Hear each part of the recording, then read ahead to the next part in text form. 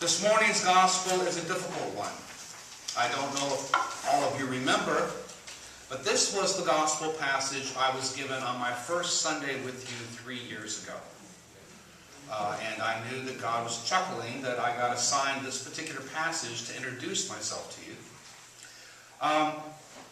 And as I was trying to figure out how to make sense out of this difficult story, I went ahead and printed out what I said to you 3 years ago, figuring that none of you would really remember.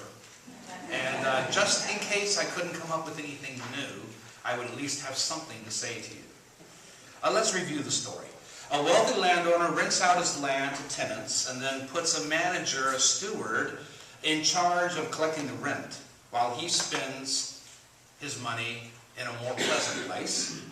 Reports come to him that his manager is squandering his wealth. So this absent landlord fires his manager. Now keep in mind there are reports, there are charges, there are accusations, rumors about this manager. And without any kind of investigation, without any kind of trial, the landowner just simply fires the manager. So his assumption there, the assumption there is that he's dishonest. We don't know for sure. I mean, maybe the tenants didn't like the manager, and so they're the ones who spread the rumors. We don't know.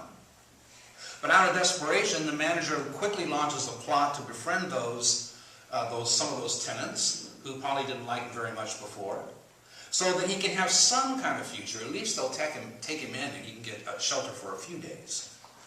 So he collects the debts of his boss. Not his own debts, but the debts of his boss, his former boss, because he's been fired now. He collects the debts at a reduced rate. He forgives some of the debt. Now, you would think that when the landlord finds out about this, he's a bit upset. After all, his former manager had no authority to make these deals with the tenants.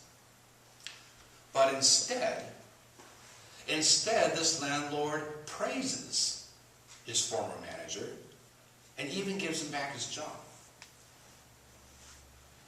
What are we to make of this story? I mean, there's no good guy in the story.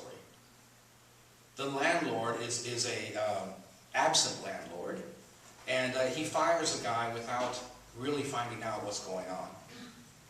The manager makes these deals with the tenants which he has no authority to make. And the tenants are probably the ones who started these rumors because they want to get rid of the manager. There's no good guy in the story. Now, I've struggled with this story every year it comes up. And usually I can dig up bits and pieces that make some kind of sense of the story so I can cobble together some kind of sermon for all of you to hear. But to be honest with you, I scratch my head and wonder what Luke was up to when he included this story. So I went to the theological resources that I could find, and wouldn't you know, all the commentators say, well, we don't know what to make of this story. Some of them even said, well, we think that Luke made some mistakes when he told that story. It couldn't really be like this. I don't like that kind of scholarship very much. I mean, the text is the text. We got to deal with it.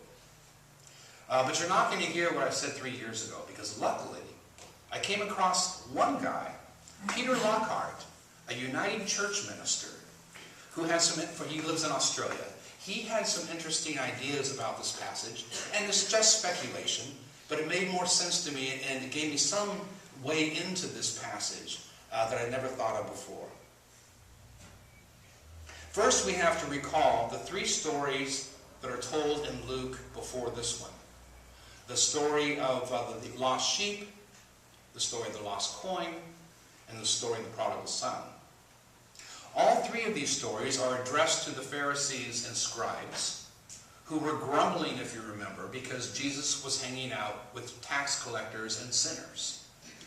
Jesus is making the point, well, that's where I should be, because God's passion is for the lost.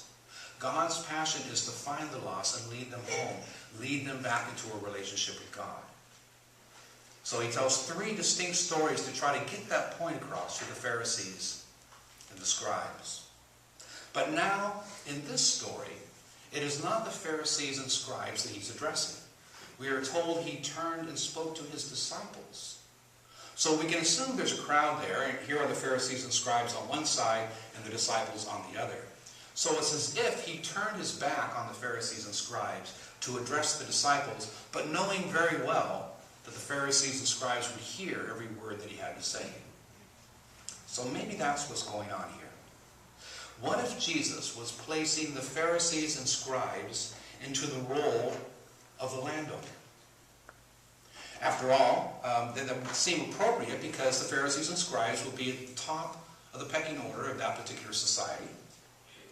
What if Jesus is saying to his disciples, these guys think that they can fire me because they believe that I have squandered what they imagine belongs to them? And yes, Jesus would be guilty of being a rabbi who freely gave away God's mercy, God's grace, God's forgiveness. If we consider those things that the religious authorities need to hold on to tightly, then Jesus was definitely a rabbi who squandered the wealth. He forgave sins at the drop of a hat. No requirement for any kinds of offerings, no requirements of having to pay any fees. Just he forgave their sins. And that's probably what really bothered the Pharisees and scribes. He was squandering God's grace. Now keep in mind that in the story, when the fired manager forgives the debt owed by the tenants, even though it was not his debt to forgive, the landlord approved of what he did and even gave him his job back. Now, why did he do that? Perhaps it's because the landowner got the credit for being generous and earned goodwill from his tenants.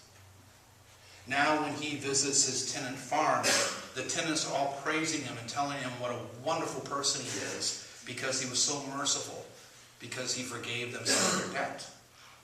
Now I suppose the landlord could say, oh no, that was a mistake. My former manager who I fired did that. You have to pay the whole debt. Now then he'd be a bad guy again, wouldn't he? So this deed that the manager did makes the landowner look good. So we could say that Jesus is suggesting to the Pharisees and scribes who are overhearing what he's saying to the disciples, by freely offering healing and grace to God's people, I'm making you Pharisees look good, because now you look generous as well. So stop grumbling about what I'm doing when you should be commending what I'm doing, because it's making you look good. Well, unfortunately, the Pharisees and scribes don't accept that message. Here's Luke 16:14, the verse that comes right after this morning's gospel passage. The Pharisees, who were lovers of money, heard all this, and they ridiculed him. Jesus knew how the religious authorities thought of him. He was squandering God's gifts on tax collectors and sinners. Jesus was radical. Jesus was a troublemaker. Jesus was dangerous. Are we the followers of Jesus Christ living up to that standard? Are we radical troublemakers? Are we dangerous? Now, as an ordained person, I suppose my place today would be easily seen as being one of the Pharisees and scribes, one of those who is supposed to enforce the rules and make sure everything is done properly and in order. And in this particular day, I feel even more one of the Pharisees and scribes, because I got a phone call last week, and I've been appointed to the standing committee of the Diocese of New Jersey. So that's probably where I belong. And I mention that just so you know that I'm preaching to myself as well this morning. Because sometimes I think we church folk, myself included, are a bit too cautious. It's as if we think that God has a limited amount of grace, and we want to make sure there's enough left for us. So we're very careful about how we disperse that grace. If someone shows up in church, comes to believe the right things, comes to do the right things, then maybe we will acknowledge that they are worthy of God's grace.